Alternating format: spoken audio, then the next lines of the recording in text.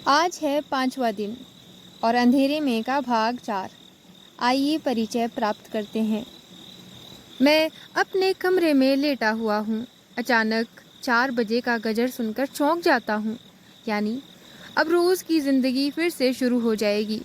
इधर आंगन में नल की आवाज़ भी आनी शुरू हो चुकी है, किंतु मेरे शरीर में उठने तक का बल नहीं है। इस अंधेरे में मेरा दिल घबराया हुआ है। छत की ओर देखकर भी लगता है कि ये शहतीरें मुझे दबोच लेंगी। शहतीर यानी छत का आधार। पहले ज़माने में लकड़ी की छत हुआ करती थी, जिस पर बीच में एक आधार के रूप में शहतीर, एक मोटा सा लकड़ी का गट्ठल कहिए या फिर मोटी लकड़ी होती है, जिसे शहतीर कहते हैं। आगे एकाएक मुझे ध्यान आता है इस दुनिया का, जिसकी हर एक खबर मुझ तक समाचार पत्रों के माध्यम से पहुंच रही है कि किस प्रकार का तनाव, घिराव, फंसाव का माहौल सब ओर व्याप्त है। मैं सोचता हूँ ये सब क्यों हो रहा है। क्या किसी जन क्रांति को दबाने के लिए ये मार्शल लॉ लग गया है? लोग दौड़ रहे हैं शक्तिहीन पैरों से। उनकी जान हर समय खतरे में पड़ी है। ये क्या? मुझे लगता है कोई मेरा पीछा कर रहा है। मैं निरंतर भागना शुरू कर देता हूँ। कई कई मोड़ घूम जाता हूँ। मुझे दूर एक चौराहा दिखाई देता है। शायद वहाँ कोई सैनिक ना हो। सामने जाता हूँ। अंधेरे में एक विशाल बरगद का पेड़ है, जिसके नीचे सभी निराश्रित लोग शरण लिए हुए हैं। वही एक सिरफिरा व्यक्ति भी रहता है, जो पूरी तरह पागल है, किंतु आज वो न जाने क्यों पागल न होकर एक जागृत बुद्धि वाला व्यक्ति मालूम हो रहा है। वो पागल जोर जोर से गा रहा है। मुझे प्रसन्नता होती है, लेकिन कैसे? क्या वो नहीं जानता कि मार्शल लॉ लग गया है? वो गाता है, हे मेरे मन, तुम स्वयं को आदर्शवादी, सिद्धांतवादी समझते हो, मगर सच कहो, तुमने अब तक ऐसा क्या किया है कि जन का कुछ उपयोग के लिए वो उपयोगी हो सके? अर्थात नहीं किया है। तुम्हारा जीवन तुमने व्यर्थ ही गवा दिया है। केवल अपने पेट भरने वाले तुम सदैव संवेदनहीन बने रहे। अपने दुखों को ही तुम बढ़ा चढ़ा कर सुनाते रहे। तुम्हें किसी के दुख से कोई प्रयोजन नहीं रहा।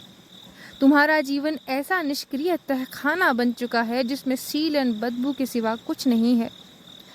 तुम सच सच कहो, अपने स्वार्थ के लिए तुम किस किस के पीछे दौड़ गए? करुणा के दृश्यों से मुंह मोड़कर तुम पत्थर बने रहे। तुमने समाज से केवल लेने का ही कार्य तो किया है। दिया बिल्कुल नहीं, दिया बहुत कम है। तुम्हारे ही कारण आज देश के सांस्कृतिक मूल्य, अहिंसा, त्याग, प्रेम, करुणा, ये सब मर गए हैं और जीवित रह गए हो तुम स्वार्थी, केवल तुम।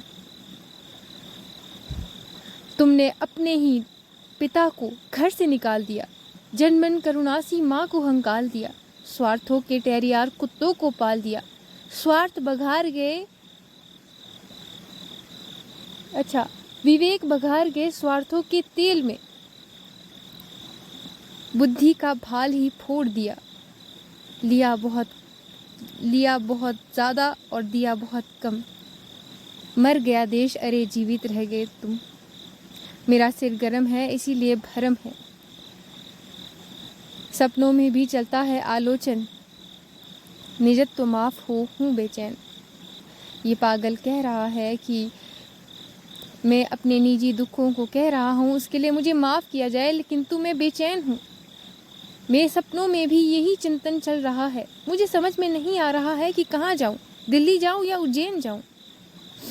मेरी स्थिति उस ऋषि शुनाशेष के पिता अजिरगत के समान हो गई है, जिसे ये शाप मिला था कि वो दिन में अपने अस्तित्व को भूल जाएगा, शाम को उसे पुनः प्राप्त करेगा।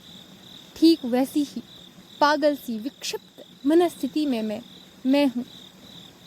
ये सब देख रहा दूर काव्य नायक मैं सोचता है, हाय हाय, उसने ये क्या गा दिया, उसने ये क्या नया ला दिया।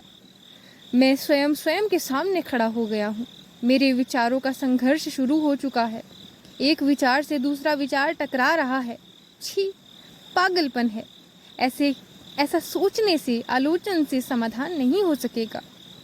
गलियों में इस वक्त भयानक अंधेरा है। मुझे लगता है कि मेरे ही कारण आज ये दशा हुई है समाज की। मार्शल लॉ लग गया है। यदि मैं अपने विचार खुल कर कह पाता तो ये स्थिति नहीं आती।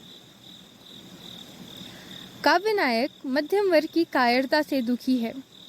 यदि प्रत्येक व्यक्ति अपने मन की जो भाव है उसे व्यक्त करे, एकजुट हो जाए, तो इस प्रकार का दमन नहीं होगा। मार्शल लॉ लोकतंत्र विरोधी दमनकारी शासन व्यवस्था का प्रतीक है। शुरू से लेकर भागता मैं दम छोड़ घूम गया कई मोड़ प्रतीक है कवि के विचारों का। कई विचार एक साथ आते हैं और पलट जाते हैं, मुड़ जाते हैं। ये द्वंद्व का प्रतीक है। इसके साथ ही बरगद का पेड़ मार्क्सवादी चेतना का प्रतीक है, जो सबको पनाह देता है, जहाँ पर हर तरह के विचार आ सकते हैं। चौराहा यानी हर तरह के विचार जहाँ एक साथ होते हैं, शायद वहाँ किसी का नियंत्रण ना हो। इसीलिए सोचता है कवि कि शायद वहाँ पर कोई सैनिक शासन ना हो, सैनिक इस वक्त ना हो। और सिर फिरा पागल प्रतीक है मध्यम वर्गीय उच्च बुद्धिजीवी का, जो केवल सोचता है, करता कुछ नहीं है।